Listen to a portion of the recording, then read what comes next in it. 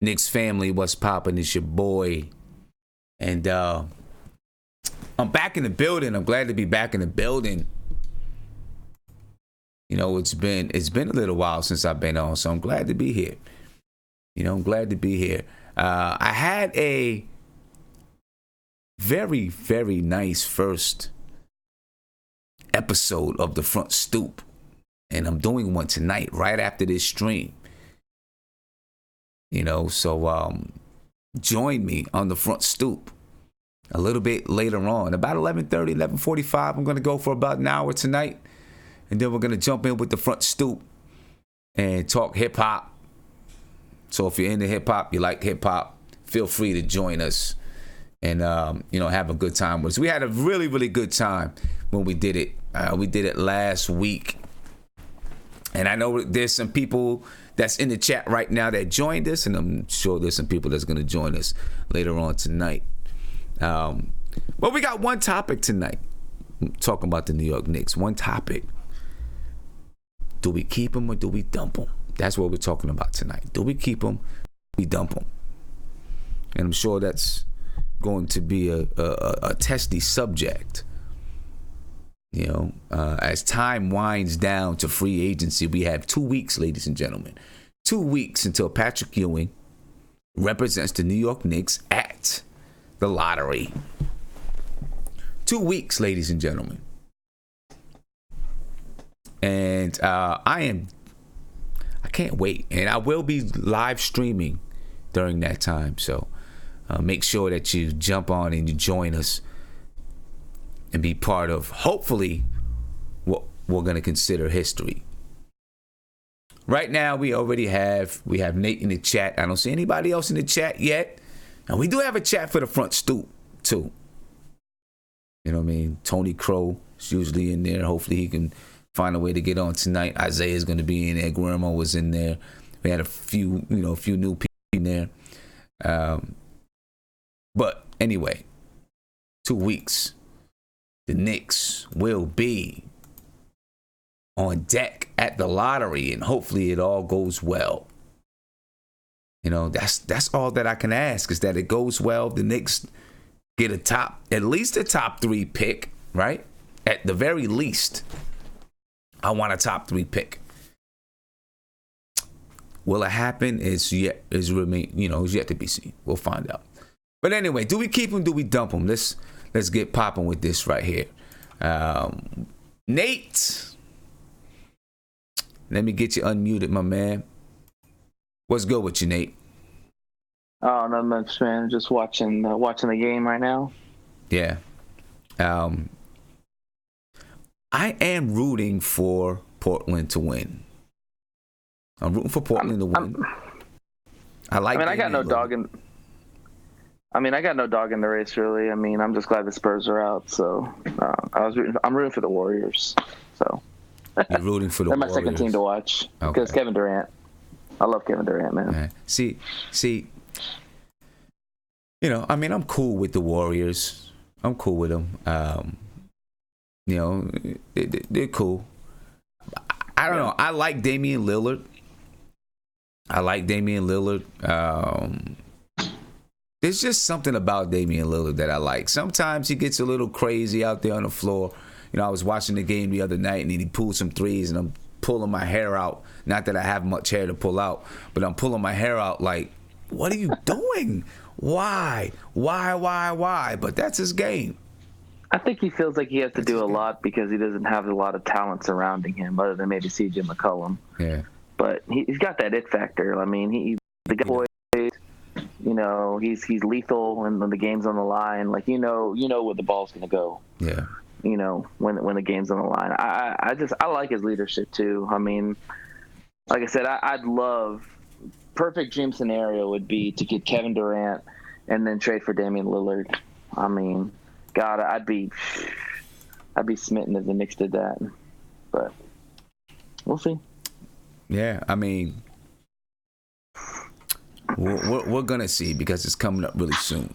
Not much news about the New York Knicks. Any news with the New York Knicks right now revolves around Kevin Durant. So there's not much to talk about in Knick land until, for another 2 weeks, unless something crazy happens. Right? Did you hear that they offered him the MSG show? I didn't hear that they offered him an MSG show. The only thing that I really heard is that it seems likely that he would have a show on MSG. Oh, I mean, if they offered him, they're going to throw the red carpet at this guy. Whatever he wants, he gets. If they offered him a show, that would be tampering. So they couldn't offer him a show right now. That'd be tampering. Can't technically offer him the show, but it's already out there that he could have a show if he wanted one. I mean, I'm sure, there are players on the team now, like DeAndre Jordan and Mitch Robinson could have a show together because, they're a funny duo. I tell you what, the whole thing is so similar to 2010 with LeBron James. Everything is so similar to that. In 2010, it was the same exact thing. Oh, the Knicks are the only organization that can offer LeBron James his own TV show. Who cares? I don't think LeBron cared about a TV show, and I don't think Durant cares that much about a TV show. If Durant wanted to have a TV show, he can have a TV show. I can guarantee you he can have a TV show. Yeah. You know what I mean? So let me ask you this question, just playing devil's advocate for a sec. Yeah. Do you think that this is all smoke, that he's just going to burn us like LeBron did? Does part of you really think it could happen, or do you really think that it's the stars are aligned for him to come to New York? I mean, I think I'm not going to say that the stars are aligned. Anything can happen in the NBA, but I think that it's definitely in his, not right now at the moment, obviously, because during the playoffs, but it is definitely, to me, in his thought process. And it's definitely on the table. I think it's definitely on the table. I can't see why it would not be on the table at this point if everything that we read and hear about with him is true, that he does not feel accepted in Golden State. He doesn't want to play second fiddle to Steph Curry as far as being popular and those type of things. If he wants to cement his legacy, then a team like the Knicks or maybe the Nets or the Clippers is a definite possibility. I think he probably understands that if he's able to lead the Knicks to prominence, he put him on the map. It take him to another stratosphere as far as his career is concerned. It would take him to another stratosphere.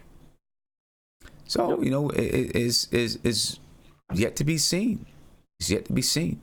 Knicks fans can only dare to dream. That's all we do. To be seen. We'll see what happens. We will definitely see what happens. A lot. It's going to depend on. I don't want to say it's going to depend on the first pick, but if we get the first pick, this pick is important. This pick is going to help steer the course of free agency, in my opinion. It's going to be a big part of it. But let's get on. Let's talk about some of our players that we have on this team right now. And do we keep them? Do we dump them? To be honest with you, before we get to that,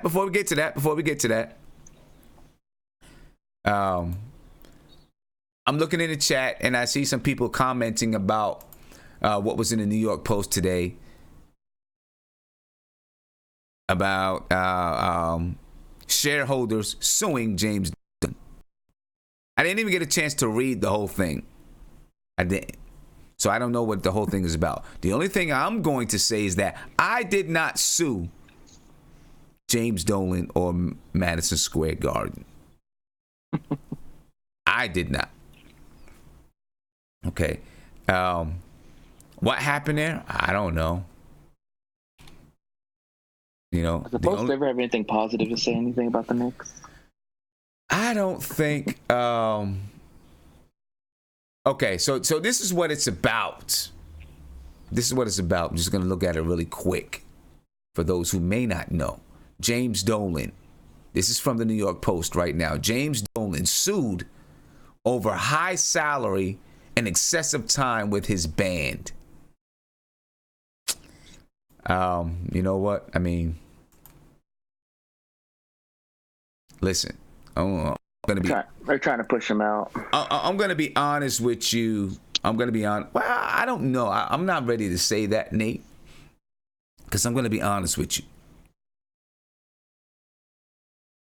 Looking at Madison Square Garden as a corporation,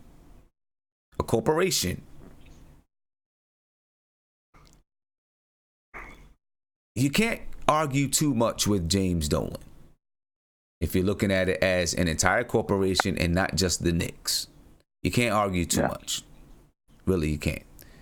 From the time that and you guys know because I've spoken about it before, from the time that the New York Knicks or Madison Square Garden company has become a public, or they're not public. James Dolan owns 51%, so he has the controlling shares. So he can make any decision he wants to make, regardless of how any of the shareholders feel. He can make any decision he wants to make because he owns 51% of the company. Okay, but since they've become they've been traded publicly, I don't know what the percentage is, but they've gone from $18 a share up to over $300 per share. I am pretty sure that most shareholders are not upset with James Dolan. No. I am pretty positive of it. Not to mention the stock split. So it's split into two different stocks. You have the entertainment portion of the stocks, which owns the Knicks and the Rangers, and it also like Radio City Hall and other venues across the nation, across the world even. I believe across the world. And then you have the network, Madison Square Garden network. So the stock split into two. You have the entertainment and you have the network. The network, when it split, started at $15 a share. Now it's like $23 per share. So from a business standpoint, I'm pretty sure shareholders are not upset with James Dolan. So, it is what it is. It is what it is. That just shows there's no news in New York right now. Exactly. That's all that is. And over the last 3 fiscal years, MSG paid Dolan $75.6 million. That's a lot of money. Yeah. Similar companies over the last 3 years have made $17 million for the same time period. Dolan's pay is excessive. It's far from fair, especially since he works at MSG only part-time, says the suit filed in the Delaware court late last month. The complaint was brought by one MSG shareholders. That doesn't make sense, New York Post. Get it right. Okay? Get it right. But anyway, under Norton C. Wilcox Testamentary Trust on behalf of all shareholders. So one person has brought the suit for all shareholders. Now, if I make some money off of this suit, I'll be okay with that too. So free money. I'll be okay with that too. See what happens. See what happens there. Anyway, let's talk about the New York Knicks, man. Yeah. Let's talk about the New York Knicks and get back to business. Mm-hmm. Let's take a quick look. We're gonna take a quick look at the roster that ended the season, because the roster that ended the season is very, very different from the roster that began the season. Very different. Yeah, very different. Almost halfway turnover. Yeah, big difference from the roster that began the season. So we're going to take a quick look at the roster, and then we'll go down the roster and do we keep them? Cool. Do we dump them? All right. So, to end the season, the Knicks 2018-2019 roster to end the season consisted of Kadeem Allen, Damian Dotson, Henry Ellington, Billy Garrett, Mario Hezonja, Isaiah Hicks, John Jenkins, DeAndre Jordan, Kevin Knox, Luke Kornet, Emmanuel Mudiay, Frank Ntilikina, Mitchell Robinson, Dennis Smith Jr., Lance Thomas, Alonzo Trier, and Noah Vonleh. All right. That is the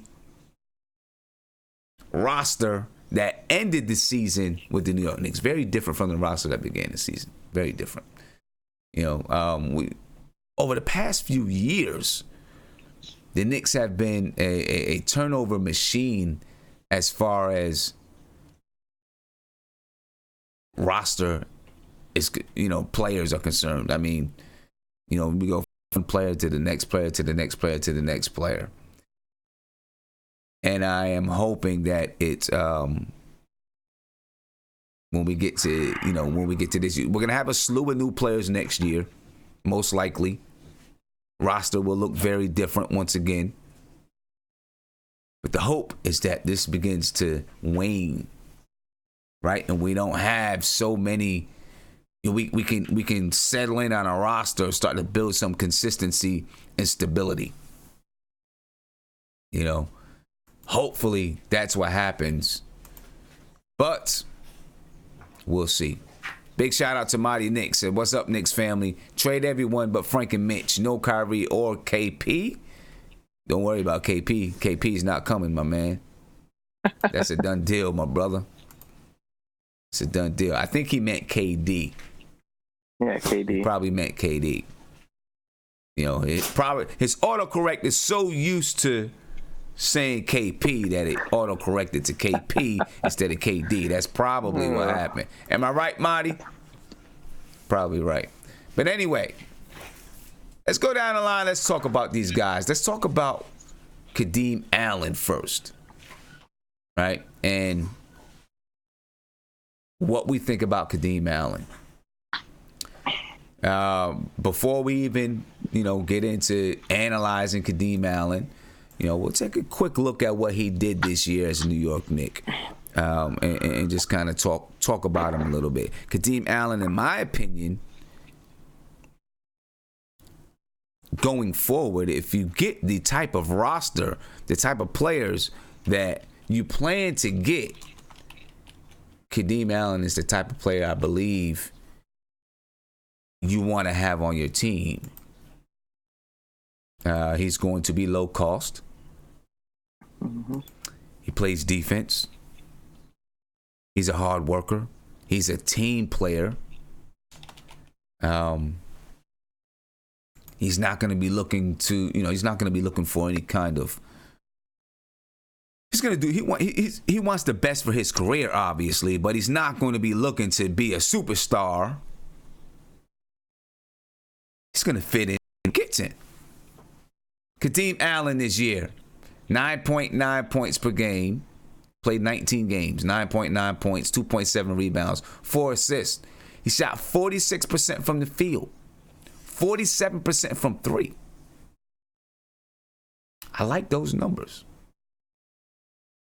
Those are nice numbers, in my opinion. I think it is my opinion that Kadeem Allen is a guy that you keep around. I think he's a guy you keep around. What do you think, Nate? Yeah, I like Kadeem Allen. I've compared him to like a poor man's Avery Bradley. Real solid guard, good defender, takes smart shots, doesn't force things, shoots a good percentage. I mean, he's probably one of the elder statesmen on the team, not named Lance Thomas or whoever else, DeAndre Jordan or something like that. I think he's like 26 years old or 27. I think he'd be a great mentor for the younger guards, especially in Ntilikina. I'd love for him to take Ntilikina under his wing and kind of work with him, or even Dennis Smith. I agree. He's one of those players that you're going to need coming off your bench, especially if you're going to go for 2 max players or maybe even 3 max players. You're going to need to fill out the roster with cheap guys. Exactly. And I think a guy like Kadeem Allen is not going to come at a high price. And he seemed pretty comfortable, playing with the Knicks. He did well in the G League. They brought him up, and he came from Boston, under Stevens, so he's got some good tutelage. I think we have way too many guards on this team, but if you ask me that, we have to find a way to keep this guy. We do have a lot of guards on the team right now. I think that's really going to change after this offseason. Yeah, in my opinion, it's got to change. We can't keep this many guards on the team. Yeah, I think it's definitely going to change. No, but he's definitely a keeper. He's for a cheap price. Now the only thing is, he might have played himself into a bigger contract somewhere else, like maybe with a playoff team, maybe with an up and coming team. That's the thing about these players, that if they played themselves really well, they play themselves into more money. Yeah. But hopefully we can keep him. I would keep him for sure. Yeah, and you said that you likened him to who'd you say? Avery Bradley. I kind of liken him a little bit more to Patrick Beverly, in my opinion. They're both kind of the same players. They're both rugged defenders. They're both kind of inconsistent shooters. Not really playmakers, but yeah. Yeah. So that's Kadeem Allen. And I see, Viv is, say, there shouldn't be any discussion about Kadeem Allen. I disagree because I think Kadeem Allen, instead of being a two-way player, he can actually move up to be just a regular player on the squad. And you can change your two-way players. I think he could be our starting guard if we don't replace that. Yeah, you can change your two-way players. I think he's the kind of guy that could fit into the team if, things work out the right way. Listen, that 2-guard position's wide open, man. I would say it's between him, Dot, Ntilikina, whoever we draft or whatever. That 2 spot is open for everybody. So, I wouldn't count against him having an opportunity to be that starting 2-guard. He shoots percent. We can't ignore that. Yeah. And limited minutes. Next up the bat, Damian Dotson. Right now, Damian Dotson is a second-year player. I thought that Damian Dotson showed some growth this year. Maybe we could have seen a little bit more from Damian Dotson, but I thought he showed some growth. As far as being on an NBA team, I'm pretty sure he was asked to do more than he's ever been asked to do before, obviously. But I thought that Damian Dotson, I thought he played well. Obviously, there were some nights when Damian Dotson just didn't have it going. But there were a lot of nights when Damian Dotson looked good.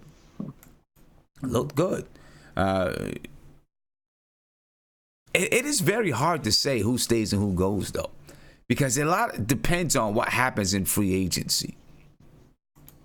Right? Well, you're gonna have to rescind a lot of contracts in order to get all that max money. Yeah, just a lot depends on what happens in free agency. For the most part, though, with Damian Dotson, let's take a look at some. Well, I'm not gonna throw it up on the screen. I'm just gonna talk about it real quick. Just, what his stats look like for this year. And obviously everything doesn't boil down to stats, but it's one of the barometers that you're going to go by. Like I said, it's one of the barometers you're going to go by. Damian Dotson, 10.7 points. He played 73 games this year, 3.6 rebounds, 1.8 assists. He shot 41.5% from the field. 36.8% from 3, 3-point shooting, okay. It's okay. From the field, I expected a little bit more from Damian Dotson from the field. He shot, like I said, he shot 41.5%. I think a lot has to do with our guards, though. A player like Damian Dotson, he shoots better when he's in rhythm. Meaning, the ball swings, boop, boop, boop. He catches it in the pocket, and he lets it go. So with the ball being in rhythm, what's that mean? Like I said, the ball swings, timing. And when he catches it on the right time, in the pocket, ready to raise up and shoot. You know, we didn't always have that on this team. We didn't always have that. Point guards didn't always pass in the pocket. Point guards always didn't pass with the right timing. I expect that if we have a better point guard leading the way, we'll see Damian Dotson shoot better next year. I'd like to keep Damian Dotson. You know, he plays defense. He's an athlete. He's another guy that doesn't seem to have too much of an ego. So I'd like to keep him. I definitely like to keep him. And he's cheap, like Viv says. He's cheap. He's cheap. So, yeah, I like to keep Damian Dotson. Let me see. We just had Isaiah join us. Isaiah, what's good, man? Hey, what's up, Sam? What's going on, Nate? What's up, chat? Chilling. It's been a minute. It's been a little minute. Yeah. You know? I'm good. Listen, you guys. All this, Isaiah was all week long pounding about Stoop. Every time we had a chat, we can't wait to talk. We can't da-da-da-da-da. Hey, the night comes. Whoa. Let me finish. The night comes for us to do the first episode, and this kid was Crickets. nowhere to be found. He was nowhere. Can I to be say found, to man. my defense? Can I say to my defense? Go ahead. I didn't get. Look. Okay. I'll tell you what really happened. I'll tell you the truth, Sam. I'll tell everybody the truth. So the day of the draft, it was a draft, and I was on the entertainers page. The NFL draft. And look, man, when I tell you the energy was really high for the first five picks, the energy was really high. We were all enjoying ourselves. We were all having a good time on Chris page, you know. Then we get to our pick. We get it because I don't know if you've seen Chris' video because it kind of went viral. You know, we was getting ready because the Raiders passed on Josh Allen. Mm-hmm. And we got excited because we knew the Giants had a chance to get him because the Tampa Bay Buccaneers were going to go pick Devin White. So we're all excited. We're all hyped up, man. We're all excited because we're getting Josh Allen. This dude's supposed to be a top 3, top 2 pick. Mm-hmm. And he fell all the way to 6. And then the commissioner said Daniel Jones. Man, look, Sam, you gotta watch the replay video. When I tell you the energy after the Giants picked Daniel Jones was off, it was off, man. It was terrible. I didn't even care about the rest of the draft because when the Giants took Daniel Jones at 6, that was just I went to sleep. But also too, I didn't get the notification to the Stoop. I sent you a text. How much? You did, but how much more of a notification do you need? Look, man, I was asleep. I was depressed. The Giants took Daniel Jones at 6. I just couldn't deal with it. But you know what? Tonight, I'm here. I'm up. I took like 30 shots of coffee, a couple adrenaline pills. I did a lot of weird stuff. We good. Tonight, we good. All right. Because cool. I want to say this. Guillermo was saying a lot of BS, and I want to argue with Guillermo because he was in a lot of BS on that front stool. All right. I bet. So, all right. Well, we're going to get to that front stoop about 11:30, 11:45. We're leaving from here. We're going right over to the front stoop, and we're going to get into, we're going to talk about who's the best groups in hip-hop ever. We'll talk about John Singleton. Rest in peace to John Singleton. Rest in peace, John Singleton. Jay-Z and his his B-sides too. So we got a lot to talk about. But anyway, I don't even want to talk about the Giants. So we're gonna leave that. We'll leave that. We'll leave that where it's at. I don't want to talk about the Giants. All right, we'll leave that there. I get enough from my man. He's a Patriots fan who texts me, talking to me about what the Giants did and all of this and whatever. And I don't even want to hear. All you gotta say is they got 2 rings from the Patriots. All you gotta say. Yeah. Well, what's going on? Don't feel like it. But anyway, Damian Dotson. Dang, Mark, Damian Dotson. Damian Dotson, man. Damian Dotson. What's up, Isaiah? Damian Dotson, man, keep him. He did a lot of improvement this year. Mm-hmm. There's 2, now that I hear the stat, 2 things that really made me down on Dotson a little bit was the defense. I think the defense took a little step back from his rookie year. You think so? But it's weird because there were instances where he got better. There was a lot of instances, like the best example to me was the Toronto game where he played excellent defense on Kawhi Leonard. You couldn't ask for better defense from a player. Then they had games where he just looked lost. In the shooting, I didn't know he shot 41%. I would like to see at least a 44, 45. If I'm trying not to be too greedy, 44 to 45% would have been better. But again, you're right about the whole guard play. The whole guard thing was a mess this year, and that's why I think he wasn't really in rhythm. Like you said, he's a rhythm, and I think what his ceiling could be is like a poor man's Middleton, maybe. Mm-hmm. Maybe a poor man's Middleton.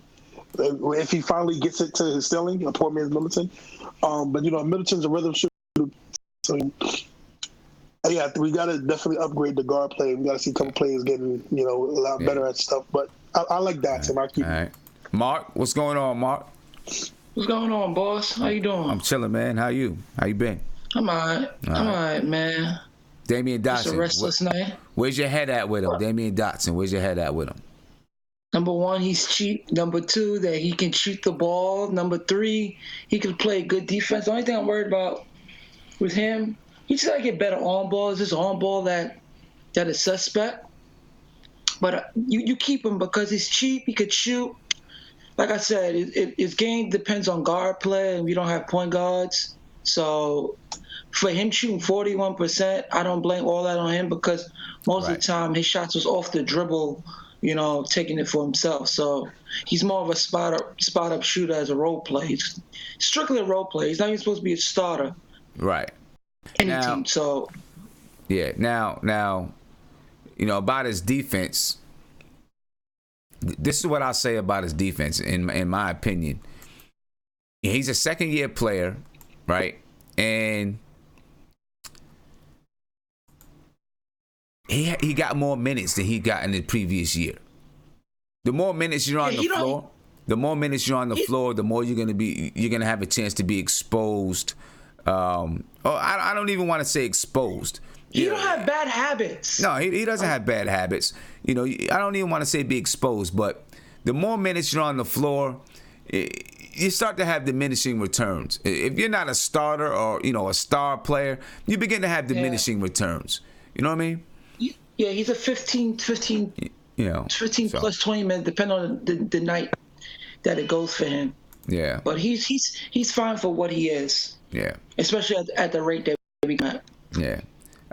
Next person up the bat, Henry Ellenson. Yeah. I mean, he's off the books. I have no. Sorry, Henry. I dump him. I mean, I'm not sure. And this is just going off of right now, just straight up. Not even. I'm not looking at salary caps or nothing right now. I'm just looking at. Perry have reasons for him to be on his team. There are a few players that's on this team.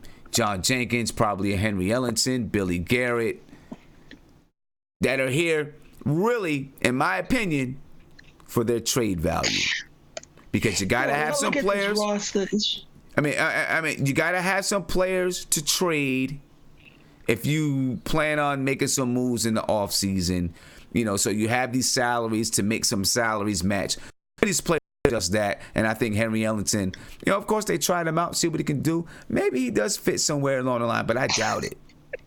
I think, he's there to be traded. Their trade value, so when the next team get him, they could without a salary cap. Right. So, you can make the salary cap match, and then you waive them. Right, they trade him to whoever salary cap. It's I feel bad talking about a player like that. You know what I mean? Because I know this is their career, they're human beings, all that kind of stuff. I feel bad about it, but the truth is the truth. He knows. They know what it is. They know what it is, man. Oh God. They know what's going on. Nate, go ahead, Nate. Yeah, my question to you about Henry Ellenson is, does he play defense? Does he play defense? Yeah. He's not horrible. Average, maybe a little less than average. He's not horrible. He's not a lockdown defender. Right. And he's not the worst defender in the world. He's just, all right, he's just whatever. So my point is, we talk about if we're trying to develop a defensive culture. It seems like what Fizdale's trying to preach now. Guys like Kadeem Allen, guys like Dotson, they're versatile defenders. They can switch on to other positions. A guy like Ellenson, my opinion, I saw some games with him, was not very good defensively. So if you don't play defense, get him out. Okay. Because we're going to need defenders on this team, especially if we bring a guy like Kevin Durant and all of their players. You're going to need more defenders around those players. Okay, I hear. Yo, Sam, Russell Westbrook, next question, man. After we keep him dumb when we talk about Russie. Go ahead, Isaiah. I agree with Nate. Nate made a really good point. I do believe that this season coming up that we definitely need to more, especially watching the playoffs, Sam. I'm watching the playoffs, man. We need to focus on defense more than offense, because just see what's going on in the playoffs and see how these games are going low scoring, and we just got to change our mentality, man. I think we need more Patrick Beverley mentalities versus offense. I'm gonna get my points mentality. So if you're not playing defense, I think our mentality has to change. If you're not playing defense, you don't need to be on the floor. Yeah, I feel you. So Henry Ellenson is a dump on. We dumping Henry Ellenson. And that dump could either be you're not bringing him back or he's traded. He's gone. He's one of the guys that you're going to trade. Right? So Henry Ellenson. Next up the bat, Billy Garrett. Who? Come on, man. Y'all know it. Billy Garrett. Don't even waste the time. Don't waste the time. All right, pass. Billy Garrett. We ain't gonna waste our time with Billy Garrett. I see Viv in the chat. Viv must be. Listen, the only time I see Viv get really spirited a little bit is when he's been sipping something. Yeah. That's a fact, yo. So I'm looking in the chat and I see Viv. He's like, he ain't even worth talking about. Viv must be home sipping something. Yo, he must be home sipping something, man. Viv is funny when he drink, yo. That dude's funny, man. Yeah. Next up the bat, Mario Hezonja. Where we at with him? He's a free agent. He played himself asking for $9+. He's looking for $9+ million. Where? Sim. Go ahead, Zay. Go ahead, man. Go ahead. See, this is my biggest issue with Mario Hezonja. He did this in Orlando too. He'll be inconsistent the whole season, and then pretty much post All-Star break, like a month after All-Star break, he'll string along 7 to 10 games where you're like, wow, we should keep him. He does this because he did this on Orlando last year. It's so confusing with Mario. I'm scared if we become good and we keep him, he's going to still be inconsistent. If we're going to be good, we need consistent players to know the role and do what they do best. It's just, I'm iffy with Mario because I see the talent, I see what he can do, but it's just he's inconsistent throughout the season, and then when it doesn't matter, and then when he needs to, he's on a 1-year deal and he needs to come back or get money, he'll play good. I'm just not a fan of that. it's a little misleading. My thing with Mario, I see, in the chat, some people say keep him, some people say let him go. I want to keep him. That's me. I want to keep Mario because at the right price, of course, at the right price, because I believe that if you have some guys here like KD, Kyrie, some people like that, and he doesn't have too much responsibility on him, then his inconsistency isn't as apparent. See, when he has to be one of the main guys, then all of his inconsistencies will come out and they'll be glaring. Like, for example, J.R. Smith, right? When J.R. Smith was the second guy with Carmelo Anthony, he was inconsistent. He was too inconsistent of a player. And so everybody complained about him. Oh, he's garbage. He sucks. He's too inconsistent. Da-da-da-da. He goes to Cleveland with LeBron, same inconsistent player, right? But as soon as he has a couple of 30-point games in a row, which he did with the Knicks as well, but nobody paid attention to that. But as soon as he had a couple 30-point games in a row, all of a sudden LeBron turned around his career. Because LeBron, is such a leader, now J.R. Smith is this and that. No, it wasn't that. It was because when he was with Carmelo, he was asked to be the second best player. When he went to Cleveland, he was asked to be the fourth best player, fifth best player. So his inconsistencies didn't come up. But what happened when they got in the playoff games and everybody was hurt and he needed to be the second guy? Same thing happened. I see the same thing with Mario. You know what I'm saying? I see the same thing with Mario. Mario inconsistent. So you can't ask him to be your second, third guy. He needs to be the fourth or fifth guy. And then his inconsistencies won't be as important. I think because of him and the way the Knicks are set up, it's the money issue. Yeah. And there's better free agents out there than him that I would consider paying before I pay him. That's the problem. And he's asking for is from 6 to 9. And we don't have that money to spare to a player that's not consistent enough in any way. I'd rather be a consistent player that does one thing well than paying someone that is just completely inconsistent in everything he does. Well, I agree with Mark. Yeah, I agree with Mark. I feel like Mario can be your, one of those jack of all trade guys, and those guys don't come around all the time. You know what I'm saying? Because you got to look also, and I know his past with Orlando, but he wasn't asked to do just one thing in New York. They didn't ask him to do anything because they wasn't sure what he was going to do. I think he's a guy you try to keep, in my opinion. I just think you try to keep him. Because it's like with him, right? If you bring guys like the creators that we want, right?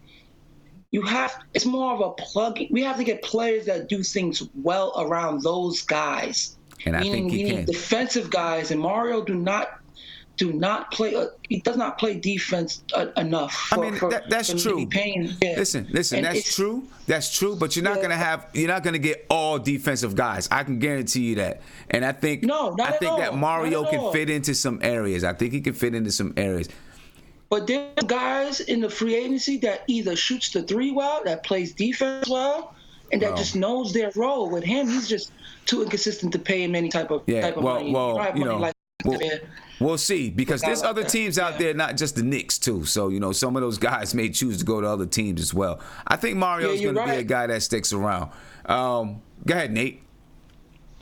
Yeah, just to chime in on Mario Hezonja, I agree with you 100%, Sim. I mean, this is not the guy that was drafted in the top 10. He's not going to be that type of player, but he has skill. He has staying power in the NBA. And the thing about it is, if the Knicks get good, you're going to need players like him to be on this team. You're going to need shooters. You're going to need drivers. And even the fact of playmaking, I thought the playmaking was impressive itself. Yeah, I was against bad competition, or it was a tanking mode, or whatever the hell you want to call it.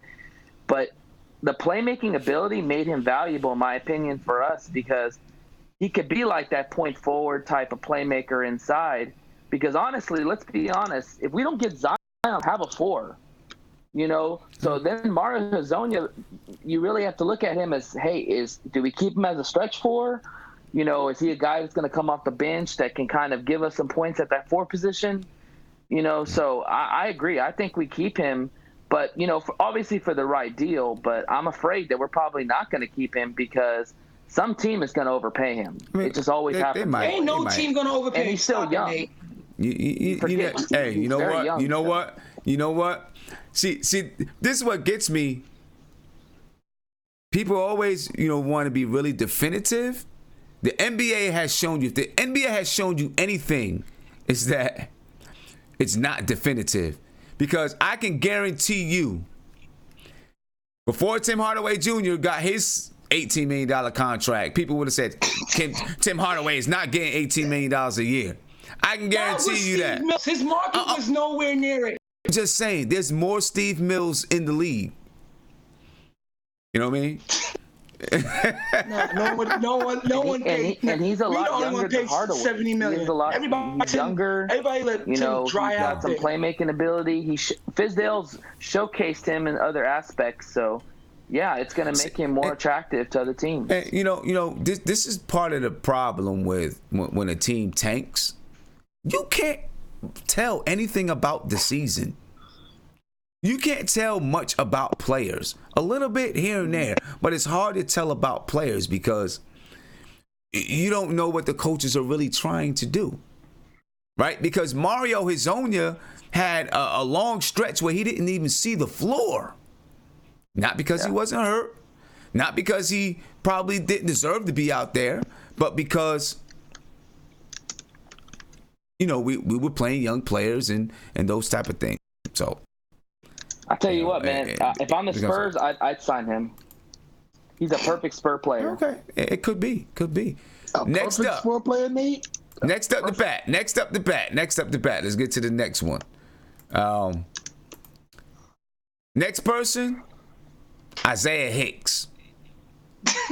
Oh, I thought you said me. I haven't seen anything from Isaiah Hicks. He's gone. Next, man. He's gone. I haven't seen anything from Isaiah. Come on, dog. Hey, he's on the roster. He's on the roster right now. So we're going through every player on the roster. He's on the roster. Next up. At least you're making me laugh tonight, man. All right. Next up, John Jenkins. Yeah. I actually like. He can shoot. No. He can shoot. No, please. So what do you do with John Jenkins? He's another trade asset, man. I mean, he's another Dotson. He's Dotson and can. Yeah, he's another trade asset. Make the money work. That's what he is. He's another trade asset. Yeah. He's trade asset. If you're keeping Kadeem Allen, you're getting rid of Jenkins. I mean, he's a trade asset. Nah, Kadeem is solid, man. Kadeem is solid dude. I like Kadeem Allen. NBA player. Next up, NBA player. DeAndre Jordan. We're gonna have to keep him. We're gonna keep him because we don't have no big man, yo. Hey, Sam, Sam. And one thing, he is valuable with them screens, and we don't have people that set screens for us, so we need that. So. Yeah. Hold up. Yeah, he's valuable with the screens. And we need he's a valuable mentor. Mm-hmm. Right? And in my opinion, and I know everyone loves Mitchell Robinson, I love Mitchell Robinson as well. But if you get Kevin Durant, you get Kyrie Irving, whomever else, you got some vets, DeAndre Jordan is going to be your starting center, at least for a year. Mm-hmm. You know what I'm saying? Because you need someone that knows how to do it. Yeah, but is he going to come cheap? That's my question. I think he will. You get those guys, he comes cheap, in my opinion. Yeah, he's not going to get the way people think he's going to get paid, even if he's not on this team. He's not going to get paid. I think his career is what it is now. Yeah.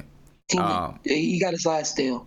Yeah. Go ahead, Isaiah. Go ahead. What was you saying? Oh yeah, I was agreeing with Mark because I mean, DeAndre Jordan was literally the only person that actually set a real screen, not one of those fake screens, or real screens.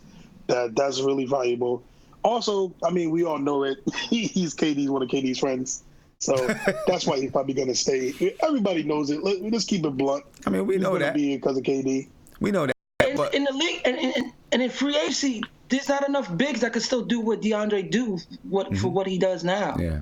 So he's still a valuable big to a team with superstars and stuff. Yeah, that's true. Yeah. All right. Next up the bat, Kevin Knox. Oh, yeah. I mean, well, listen, I was even on there. unless the Anthony Davis happens. Yeah, that's you're the damn right. That's the only way he's not going to be. And that's where it comes in with Kevin Knox, right?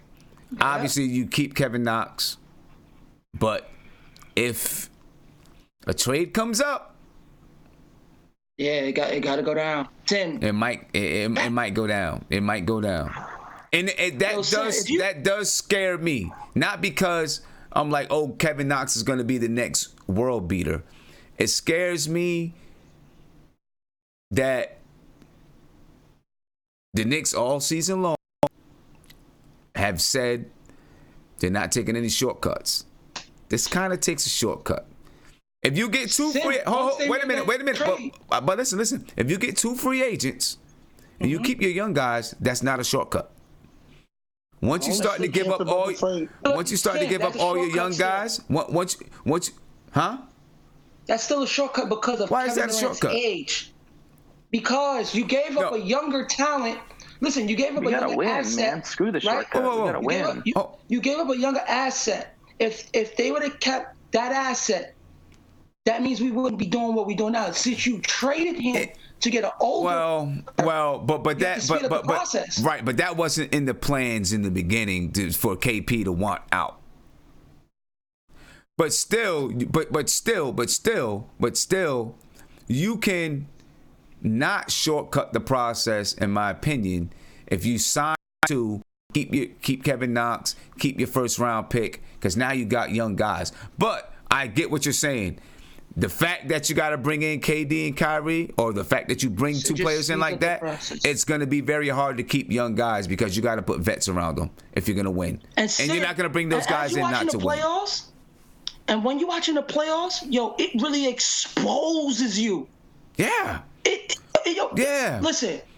I believe if we would have kept Knox and we was in the playoffs with those two, Knox would get exposed. Like, people are getting exposed in the playoffs.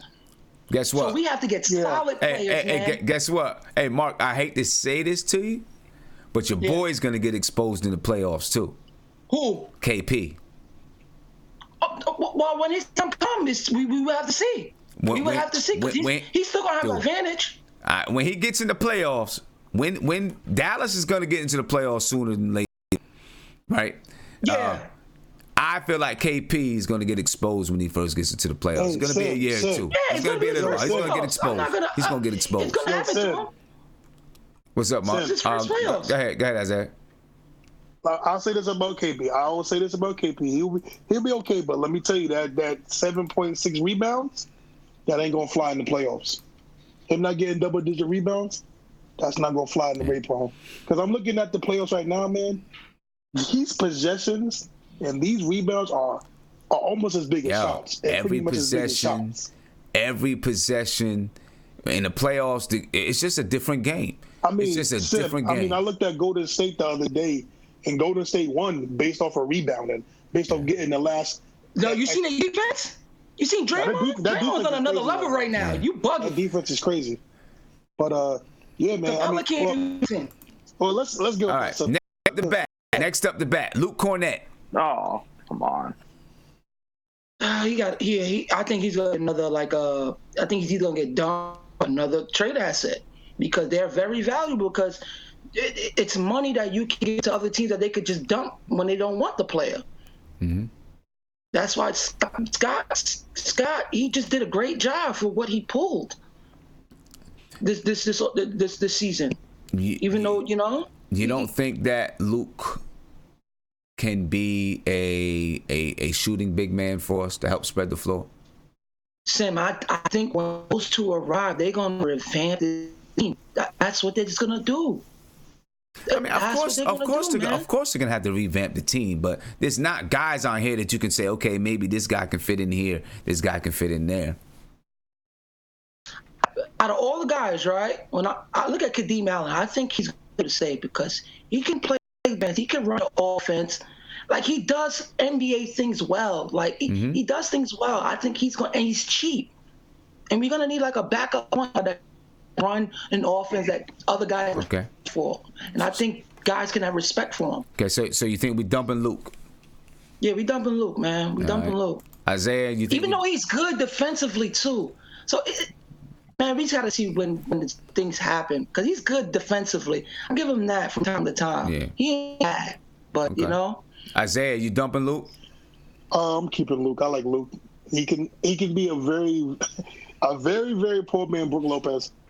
Yeah, you ain't lying. Now that I think about that, you ain't lying. I know Mark gonna spaz if I say Brook Lopez. Very poor Lopez is good. You seen him the other day? That became a big man. Yo, he comes off screens now. He's Yeah. No, I never hated Brook Lopez. He has a good game. Yeah, talk about someone that. I'll keep him. He could be a very poor. Wait, hold on. You talk about KP? You talk about KP only grabbing 6-point rebounds. He only grabs 5 rebounds as a 7-footer. but you can't compare. But nothing. He's a 7-footer only grabs 5 rebounds. That's pathetic. That's still pathetic. It is, but at the same time, he only plays like 15 minutes. Who only plays? No, he's a full-blown starter. He's a 25 to 30 minute guy. He's talking about Brook. He's talking about Lopez. Brook Lopez plays for Milwaukee. But Mark, hold on. He changed his style of play. He changed his complete style. He was a better rebounder when he was never a good rebounder. Go look at his stats. He was never about 8 rebounds a game. KP. All right. Well, let's He's a center. Well, don't forget Nate. Nate. Yeah. So my thoughts on Kornet is, I think you got to keep him because we don't have a lot of bigs. You know, that's the one thing this team is lacking. We lack bigs. We have a bunch of guards and a bunch of wings, but we have no bigs. Yo, Mark, you funny, yo. And Kornet has shown the ability to be a decent shooter and a okay defender. You know, and I could actually see him again if we don't get Zion. You know, I could see him maybe be in that 4 position. You know, a stretch 4 type of guy. I mean, because we really have no 4 guy. Yeah, I don't know. He's gonna play 5. He's gonna play 5 a lot. Yeah, I don't know if he can do it defensively against stretch 4s really. Well, defensively, defensively he's gonna struggle regardless, even if you put him at the 4 or the 5. Yeah. But the thing is, he can shoot. That's the thing is that he has. He can shoot. He has an advantage. He can shoot. He still shot only 30-something% from 3. So. But the thing I like about him, he takes the shot and he don't hesitate. That's true. He can be that prototypical stretch 4, and he's a 7-footer too.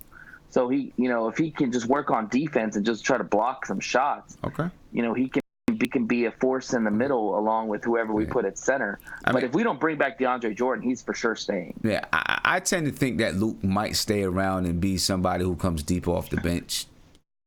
Yeah, especially at his contract. Something like that. Yeah. Emmanuel Mudiay. No, he's gonna get signed with somebody else. Your man got a cap hold that ain't no team trying to pay him. So we already know what that means. I mean, once the cap hold is released, once they announce the cap hold, he's sayonara. People sign him, to whatever. Even the Knicks, if he wanted to stick around and wait to find out what happened with Kyrie and all those guys, even the Knicks could sign him less than that cap hold. Once he's renounced, he's renounced. I don't even think KD want to play with him. Hey, you know what? Peep this, though. Oh, man. My man Guillermo was laughing. He was happy that Dwayne Wade, denied giving Emmanuel Mudiay jersey and da-da-da-da. But then Dwayne Wade sent him a jersey. Come to find out. Hold up. Come to find because he felt sorry, Sam. Actually, it's deeper than that. It's deeper than that. It's deeper than that. They've been he's been mentoring him a little bit. Oh. See that? See that? I'm just saying. That's all I'm saying. He been Fizz dipped into Dwayne Wade, say, hey, talk to this guy. Mentor this guy a little bit. And that's the reason why he sent him the jersey. Was that the game one? I'm not sure. That wasn't the game one. I don't think. No, it wasn't a game one, but he sent the one. A front jersey. It looked like Mark, remember the Christmas jerseys? Oh, okay. It looked like one of his Christmas jerseys. I don't think that Moutier is going to stick around, but I am going to say this. Mm-hmm. Don't be surprised if he's still here. Don't be surprised. Yo, Mark is crazy, man. I mean, for real. I'm just saying, don't be surprised if he's still here. Even if it's a cheap contract. 13 days. I believe that Fizdale likes Moutier. Oh, we know. We know. I think that Fizdale likes Moutier. He really like Dennis Smith too. That's what I feel, man. And that is a reason why he could be here. Hey, listen. Everybody wants to front on Emmanuel Moutier a little bit. Sam, come on, Sam. You can't say he didn't have. You've been hanging on what's his name? You've been hanging on what's his name too much. Come on, man. He had the best. You've been to Detroit. Sam? Hold up. You gonna tell me he didn't have the best season of his career this year? You didn't tell me that he didn't save himself from being out of the league this season? He was on the verge. Moutier was on the verge, in my opinion, of being out of the league. Going back to China. You are going to tell me that this season he didn't save his NBA career? He did. He did, Sim. Come on, man. Yeah, all right. What he can do, he can continue his career somewhere, please. I mean, all I'm saying is, people like the front. People like the front on him, though. You know what I'm saying? People like the front on him. He shot the highest percentage of his career. He shot the highest percentage of his career, right? For a while, he was shooting 40% from three for a little while. It dropped down, clearly. He averaged 14.8 points per game, right? 3.3 rebounds, 3.9 assists. Okay? People, when I say Dennis Smith Jr., people's going to say keep him. His numbers are on par with Dennis Smith Jr. Oh, you don't want my opinion. I don't keep either one of them. Right? His numbers are on par with Dennis Smith Jr., and I can guarantee you Emmanuel Moutier is 22 years old. You can go around the league and look at other players that are 22 years old and see if their numbers are similar. That's all I'm saying. I understand where you. That's all I'm saying. I understand where you come from, Sim. I know you respect the guy and his talent, but come on, bro. Skip it up. I mean, that's all I'm saying. A lot of times we have a Nick against what he did. But listen, a lot of times we have a Nick effect. There's a Nick effect a lot. Because and I'm gonna bring it up. I don't care what nobody say. Right? Yeah, this is what everyone says that everybody was Cantor. He can't be a starting center on a playoff team. He's doing it now. Don't do this. I'm doing it because he's playing good basketball. But a lot of talent who he's playing with. But that was my point back then.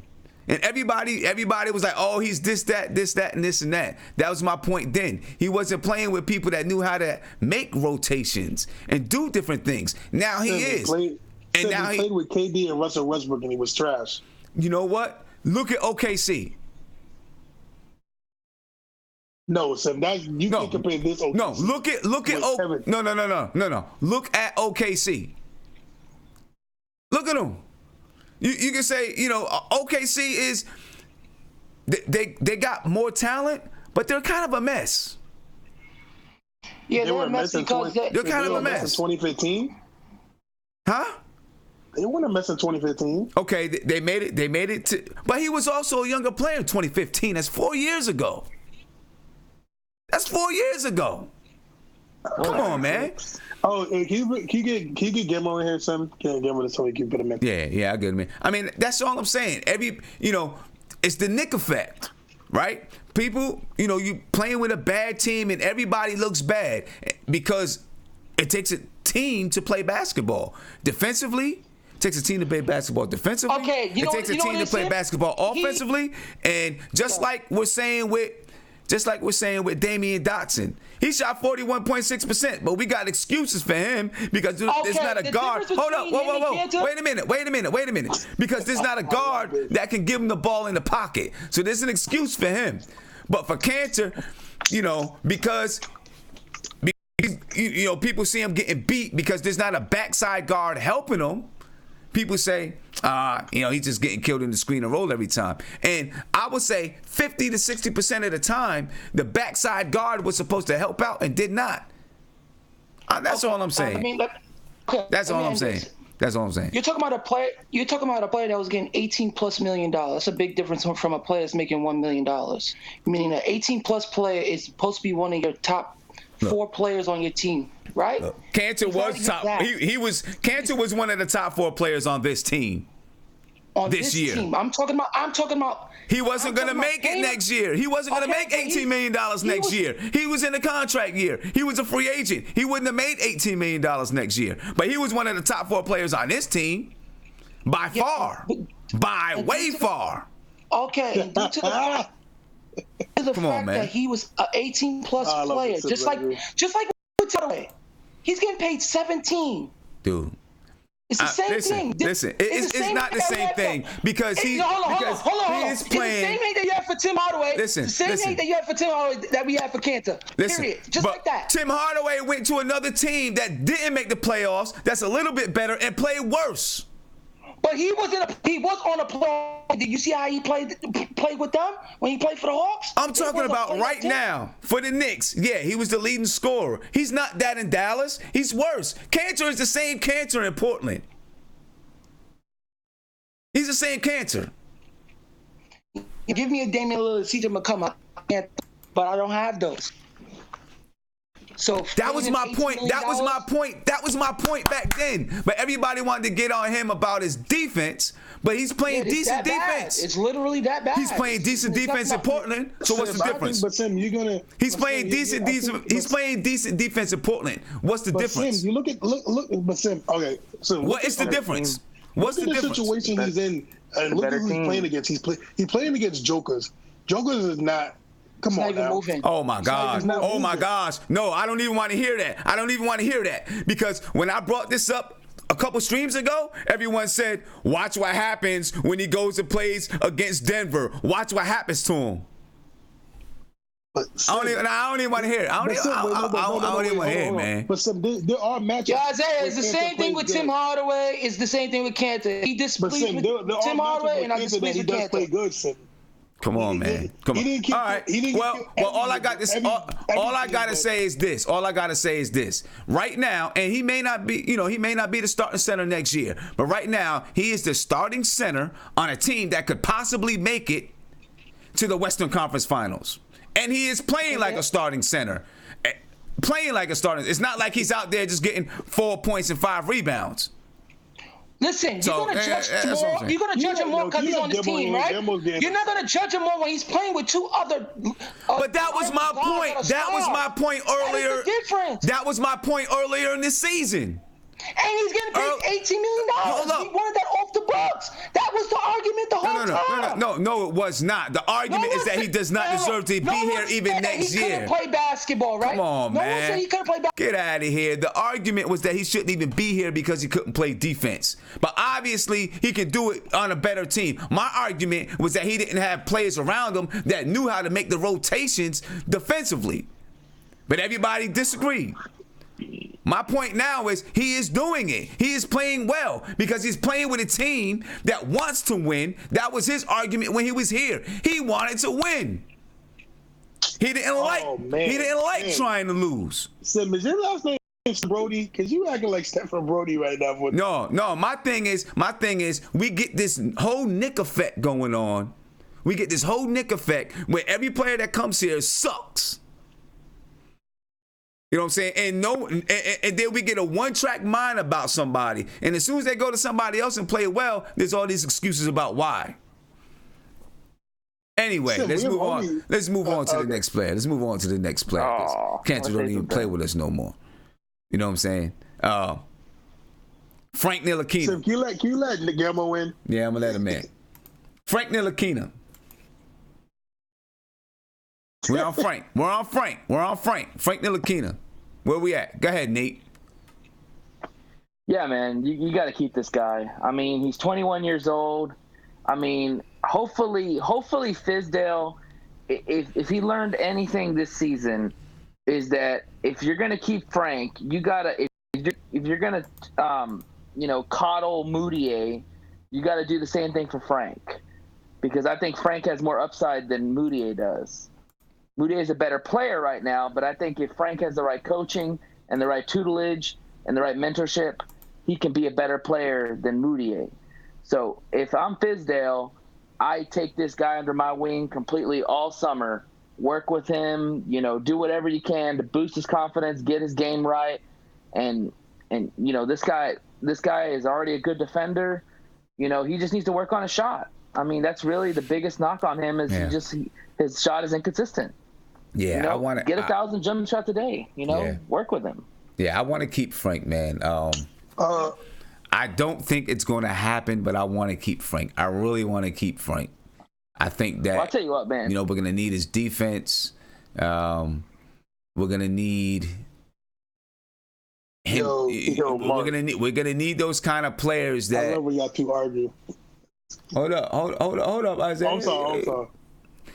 We're going to need those kind of players that, like the Kadeem Allens of the world, that don't have that big ego but let's be honest. Let's be real with it. Frank had a disappointing year. Yeah. We can all, we can talk about the inconsistency in his playing time and all those type of things. Sometimes you got to make the best of what you get. Frank's the kind of player that I think needs the consistency. He needs to have a little more structure around him because he's not used to just playing freelance basketball. I'm not sure if the style that the Knicks are looking to play is going to fit him. Although I am encouraged by what Fizdale says about him. Not as much Scott Perry. Frank, Scott Perry wasn't here when he was drafted. Frank, 5.7 points per game, 2.8 assists per game, 2 rebounds per game, 33.7% from the field, 28.7% from three. Those numbers are down from the previous season. And then, of course, injuries. A lot of injuries this season that really, held back his development. I see Sammy Soso calls him a bust. I'm not ready to call him a bust yet. We'll see what happens. We'll see what happens there. He may not be. Not from where he was coming. You can't call him a bust. He's not going to be an all-star or anything, but I'm not ready to call the kid a bust. You know what I mean? Go ahead, Isaiah, man. I'm going to make this under 2 minutes. 2 minutes. You can time me 2 minutes. Yeah, because we got to get this done by 12 so we can get on the front stoop. Yeah, so, boom. Everybody knows I love Frank. Everybody knows that. I'm a big Frank. I can honestly say I'm a Frank stan. Look, he had a very, very disappointing season. This is as disappointing as he could. He was injured, riddled, and I really want to believe in the kid. I still believe in the kid. I believe he'll be great because it'd be so weird if the Knicks traded him and then when we become good, we need defensive players, even though he's a defensive player. I just think he needs structure, and I think you always say it before, Sim.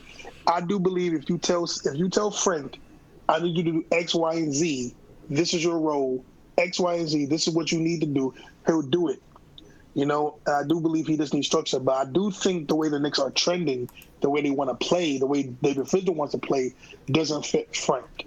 Yeah. That is the sad truth that I don't want to really say it because it is really true. But the way they want to play, Frank doesn't play that, which I don't agree with. But again, that's the coach, and that's what he wants to do.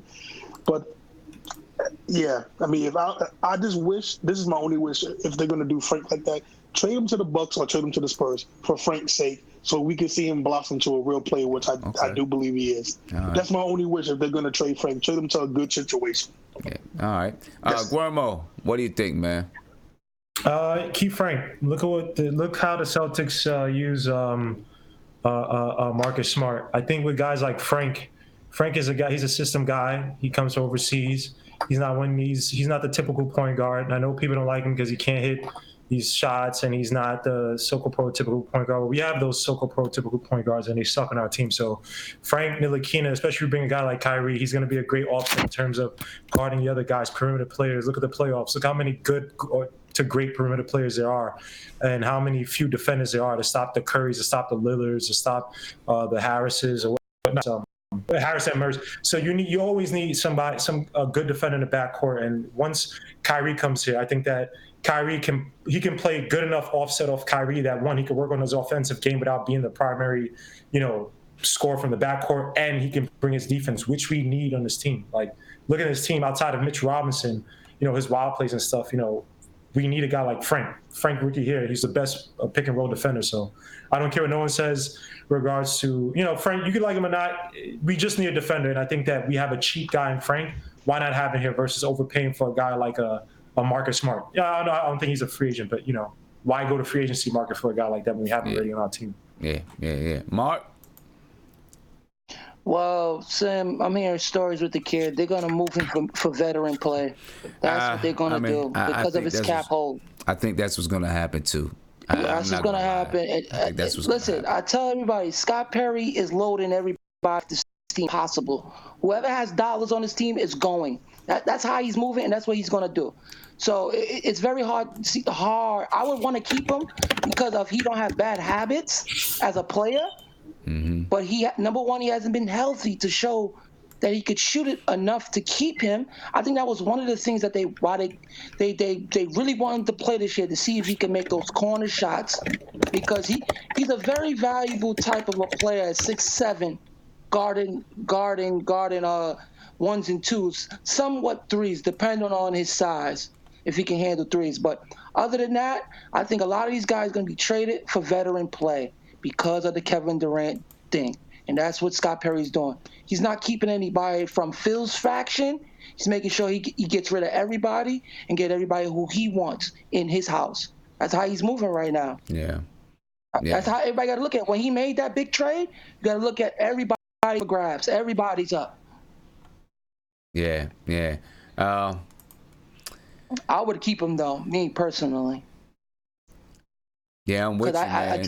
I drafted him because he could play defense at a young age. That's why I liked him when he got drafted to us. Right. Yeah, I'm with you, man. I agree with you. I definitely agree with you. But he was supposed to be healthy, man. I feel like he's going to be gone. Yeah, I think that 4.5 cap hold that he has is a lot of money. Yeah, Kareem, what do you think, man? Yeah, I think he goes. Yeah. I think he goes. I honestly think he goes off the simple fact that I don't believe Fizdale likes him as a player. Like you just see his reaction when he's asked a question about Frank. I remember the first time he was asked a question about Frank, and it was like, hey, Moody, we gonna get to work. Yeah. That's what came up, man. Yeah, that's messed up. Hey, Kareem, you're a funny dude. I want my cornbread, though. Don't eat my cornbread. Yo, Kareem, that's how black dudes, that's how they set people up, right? Like, yeah, but we gonna work on you, but, you might not stay. That's one of those things. Yeah, but I like him on a defensive end. I like his wingspan. But unfortunately, a lot of you said, I don't feel he fits the criteria, based on what Fizdale wants to run offensively. Yeah. Yeah, he doesn't here we fit go it. again, boy. Here we go. All right, so yeah. That's a valid question though. It's not wrong. It's a valid question. I should rephrase that. I think that's a guard that's gonna push the ball inside. Push the ball and shoot the basketball. Yes. All right. My grandmother. He got nobody else. Mm-hmm. All right. Let me see. Who we got next? Next. But I would want to keep him, though. I would want to keep him. I want to keep him. I don't want to get rid of him. Yeah. Next, Mitch Robinson. Of course. Mitch Robinson. I mean, I don't even know if we need to go in and ask any questions about Mitch Robinson. I know. Right? You know, we know. We want to keep Mitch Robinson. I don't even want to include him in a trade. You know what I'm saying? I don't want to include him in a trade. I want to keep Mitchell Robinson. Exactly.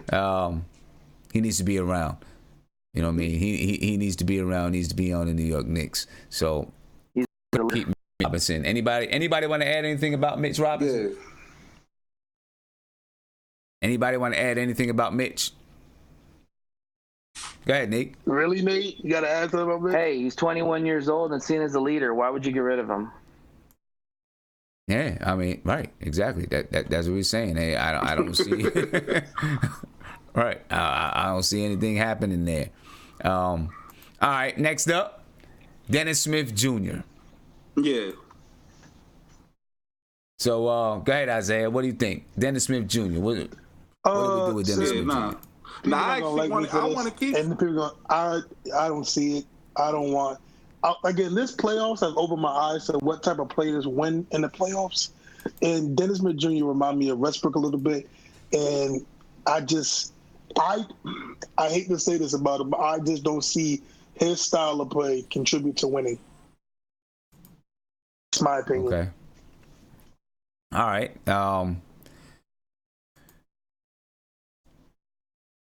I'm not sure that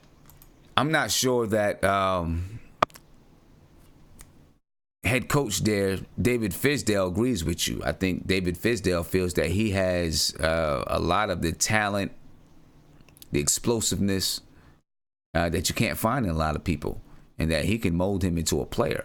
I think he's going to stay, unless he has to be included in a trade. If he's included in a trade, if he needs to be included in a trade, then I think he will be. But I think that David Fizdale likes him. Hey, and Sim, I think Scott Perry likes him. Huh? Go ahead, Isaiah. Go ahead. So this is my last thing. I know you want to get to the other show.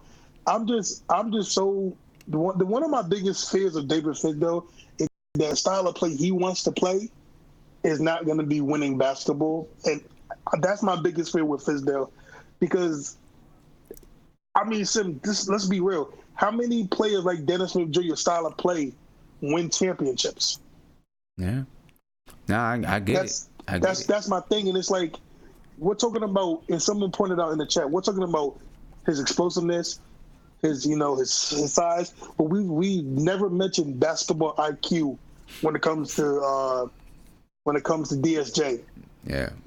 You know, I mean, listen, I'm not trying to compare Frank and him, but one thing we can all say about Frank is that Frank, we all do believe Frank has a high basketball IQ and he plays the game the right way, even though it doesn't always translate. Yeah. But you know, with Dennis Smith Jr. is he really does have low basketball IQ, regardless of how you feel about regardless how you feel about his athleticism. His basketball IQ is going to kill us if we ever the players he played. Yeah. That's my thing with Dennis Smith Jr. All right, go ahead, Nate. Yeah, on Dennis Smith, like I said before, if you're going to bring Kyrie on, Dennis Smith has got to go. And honestly, Sim, that's probably going to happen. Yeah, and honestly, Sim, I'm worried if you keep Dennis Smith to play with Kevin Durant. I don't know how that dynamic's going to work because Dennis Smith's not a passer. He's more of a dunk kind of guy. Just you said more he's meatball. Not a passer. I'm not. I don't know. I mean, I've seen some ability in his passing, but he's not a willing passer. He doesn't seem like a willing passer. He seems like a more one-on-one type of player. And Kevin Durant is going to need a point guard that's going to be able to get him the ball. I mean, he was at 4.8 assists. But were they more like driving kick assist, or were they actually like hitting people in the pockets where they need the shot? Well, I mean, we had to go back and look more. A lot of it was, probably drive and kick. I'm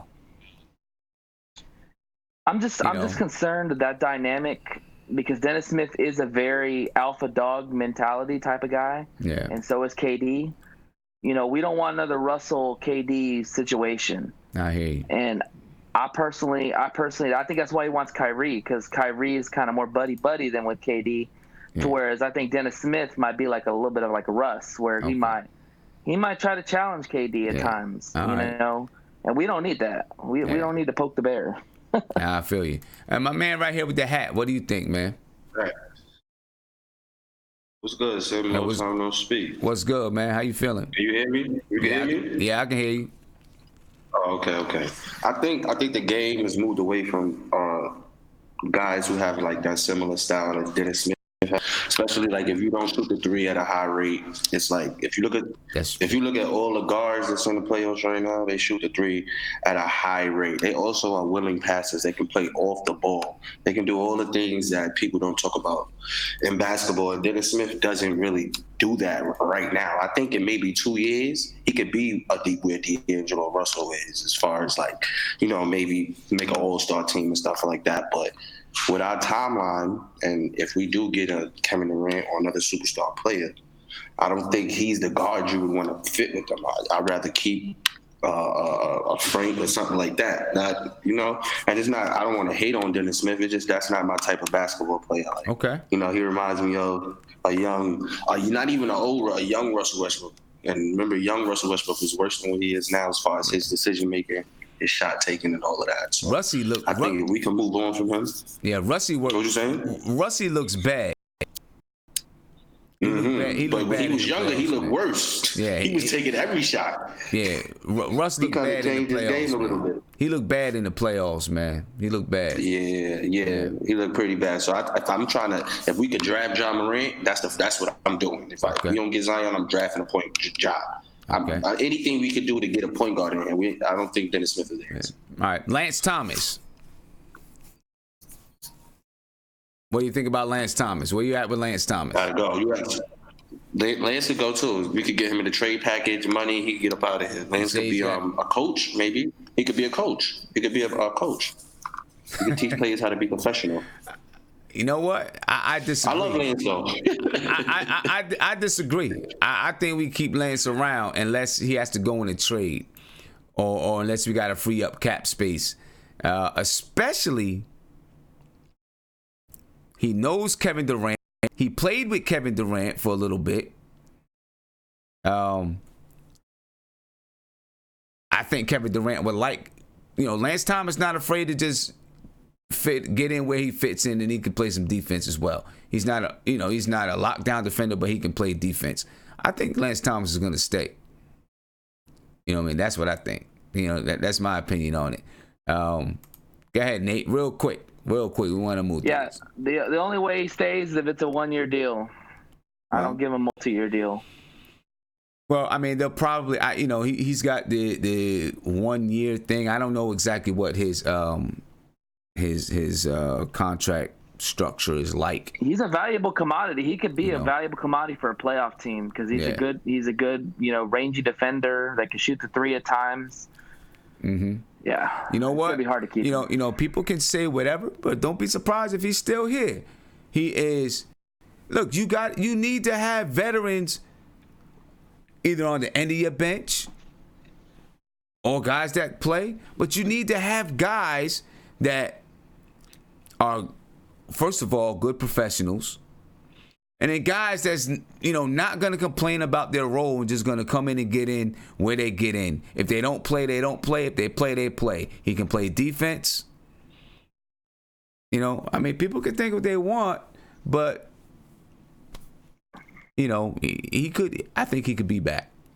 One thing about Lance Thomas, you don't have to draw plays for him. Yeah, you don't have to do nothing for him. I think he could be back. We'll see. We'll see what happens. Let me see. Cuomo, what do you think? Yo, Sim. Honestly, man, you my man and all, but you gotta stop doing this, man. Doing what? You like caping for guys that you like, man. Lance Thomas has not been affected this year. Honestly, I have no feelings either way towards Lance Thomas, to be truthful with you. Last time I remember Isaiah got on him, and you were like, "Yo, that's my man. That's my man." Look, I like Frank Ntilikina. I really have no feelings either way. I just believe, one, he's friends with Kevin Durant. That's one thing that's going to be in his hat. Two, he is a 6'8" guy that can play defense. He can't play defense anymore, son. I He disagree. can't hit the three anymore either. 2 years ago, if you said it's 2 years ago, Lance Thomas said 2 years ago, I agree. And also, Sim, we got to be careful. Defense. I think as much as we want Kevin Durant, we got to be careful who we're putting around him, because we have to put guys around Kevin Durant that will help him succeed, not just his friends, guys that he likes. But Lance Thomas is a guy that I believe can play defense. He's going to get in where he fits in. He's not going to demand the ball in any kind of way. He's going to do whatever the team needs him to do. Sim, he couldn't do it like Sim. He didn't need to do it this year. Who could do what this year? Or last year? Who could do what? Right, okay. Lance was good. Who could do what? Lance was good too. I don't remember stats last year. But I remember 2 years ago, Lance Thomas was legit. I think he had close to, someone correct me if I'm wrong, had close to 40% three-point shooting and was a top defender. Because remember, I think he was we were also a better team.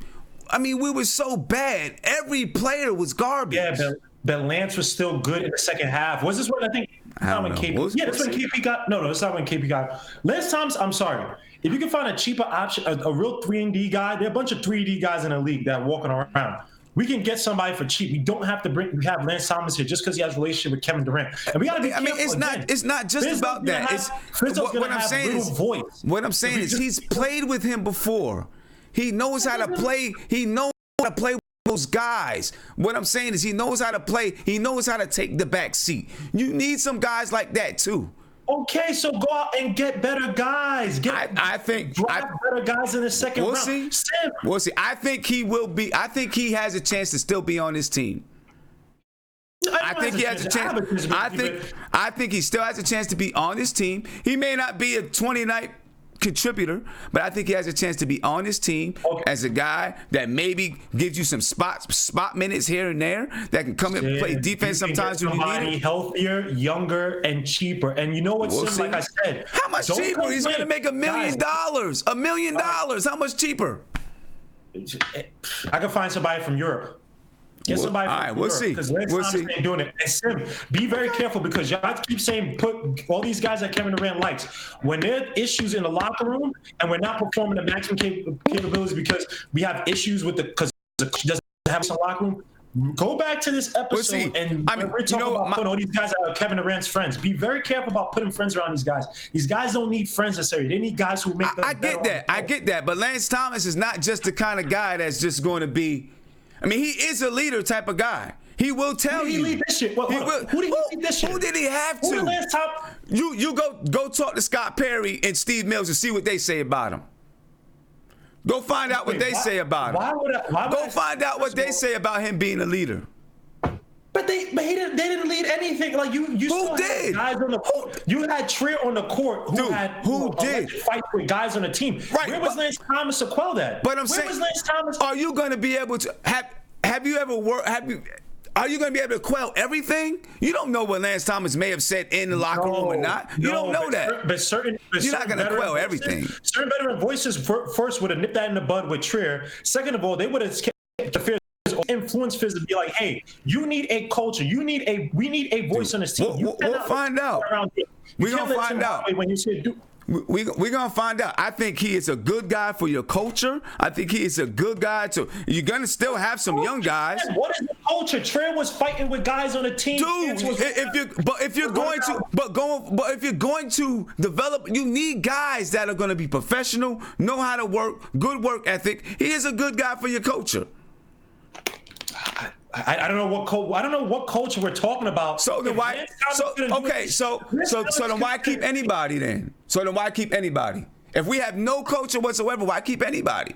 Well, if you're talking about young guys, if you're talking about guys like Mitch, one, he's younger. He actually is more effective on the court. Okay, and I get that. I'm not talking about moving Mitch. I'm not talking about moving Mitch. All I'm saying is, why keep anybody? I'm saying why. Is he good for your culture? Is Mitch good for your culture? Yes. Okay, so the white Lance Thomas. So what culture then? If Mitch Robinson, and he did nothing in the locker room. but what I'm saying, you said what culture? I said Lance is good for your culture because he's a professional. He has a good work ethic. He works hard. He can be a leader for young guys, and he can get in where he fits in. You say what culture? So you say Mitch Robinson is good for the culture. What culture? Even though we're losing this year, right? We had issues on this team that pointed to the fact that so-called leadership from the guys like Lance Thomas, it didn't show. When you have guys like Trier Act now, we have guys like Cantor going on Twitter talking about blasey, blah. Where were the veteran guys like, no, we don't do that. Okay, so let me ask you. So if you were a veteran guy, right, and you went and spoke to one of these guys and they did it anyway, what's next? I'm gonna fight him. You're gonna fight him? That's not a leader. You're gonna fight him? Because you're gonna fight him? They're gonna see. You know why, Sim? If I have a guy like Cantor on a team that's putting stuff on Twitter, right? I'm gonna make it so I'll big stuff to the press, and I'll make it so that there's a division locker room. Either you're gonna be professional, not talk bad about your own team, or you're gonna be the guys like Cantor. Only think about themselves. We want to go on Twitter. We want to talk bad about the team. Yes, I'll make that division clear. You've seen it. That's why Jordan was mad when Charles Oakley left, because he was like, yo, this guy's a leader in the locker room. He may not put up great stats, but he kept me. He kept Pippen in line. He kept the young guys in line, and there's an order in the locker room. So yes, you can see that. You said you're gonna fight him. You said you're gonna fight him. Maybe that's an extreme, but I would be demonstrative. I would talk to Fizz. I'll make it. I'll make it known like, yo, this is not.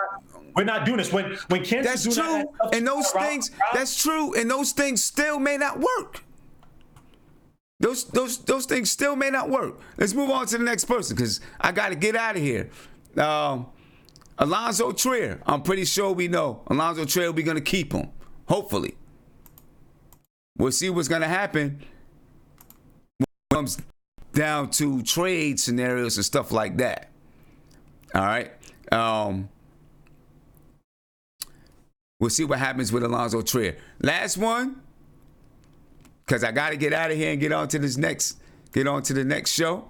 Last one is Noah Vonleh. We'll go around and talk about Noah Vonleh. Gorma, I'll come back to you. Noah Vonleh.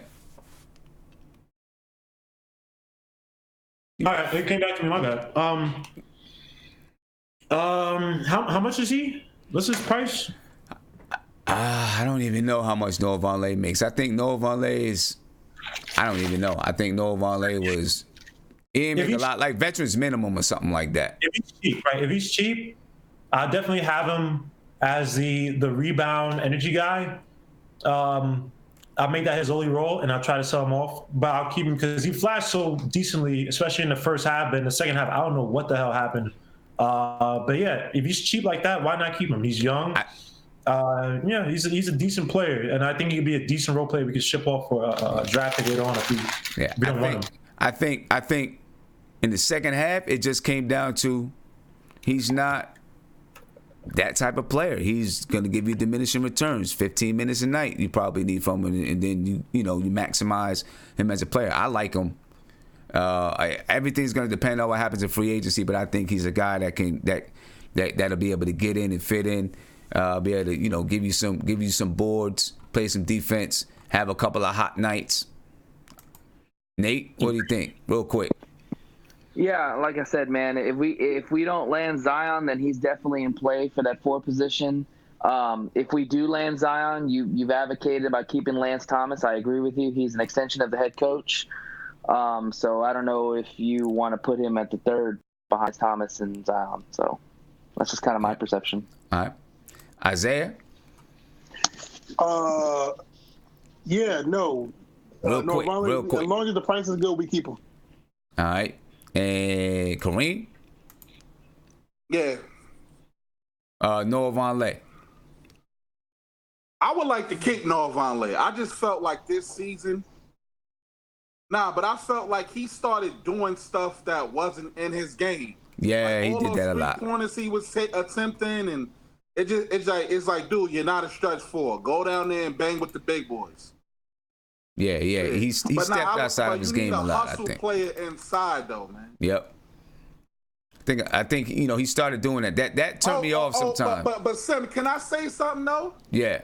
Kyle O'Quinn. You thought you was the joint. Went over there, got no playing time.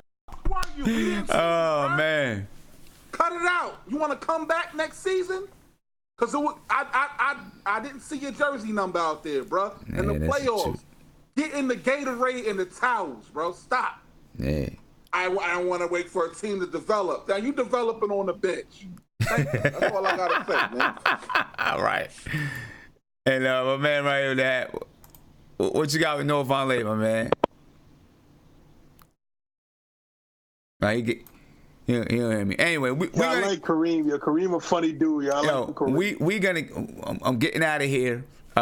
If you guys want to come over to the other appear.n/front stoop, that's what we're going to be using for the next show. Sim? What is it? Appear.n/front stoop.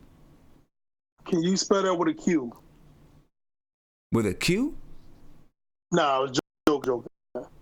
So you said front stoop? Yeah. Anyway, I'm heading out. I got to get out of here so I can get over to this other one, man. I appreciate you guys for jumping on with me. I will be on Friday night.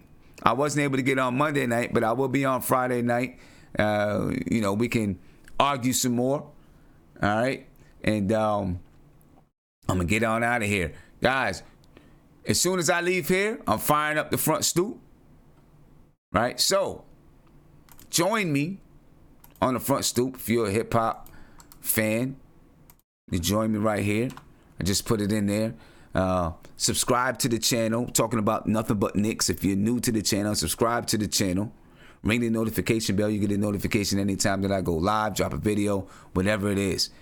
You know what I mean? And we don't argue like this every night, but sometimes we do. Sometimes it just happens. You know what I'm saying? So make sure you join us. Front stoop. We're going to be on air for about an hour. Talking the best hip-hop groups ever. Talking about Jay-Z, Nas, performed at, B-sides too. So we about to get into it right now. Thank you guys for joining me. Have a great rest of your week. If I don't see you on the front stoop, I will see you Friday. Nothing but Knicks. And guys, have a peaceful rest of your week. Peace.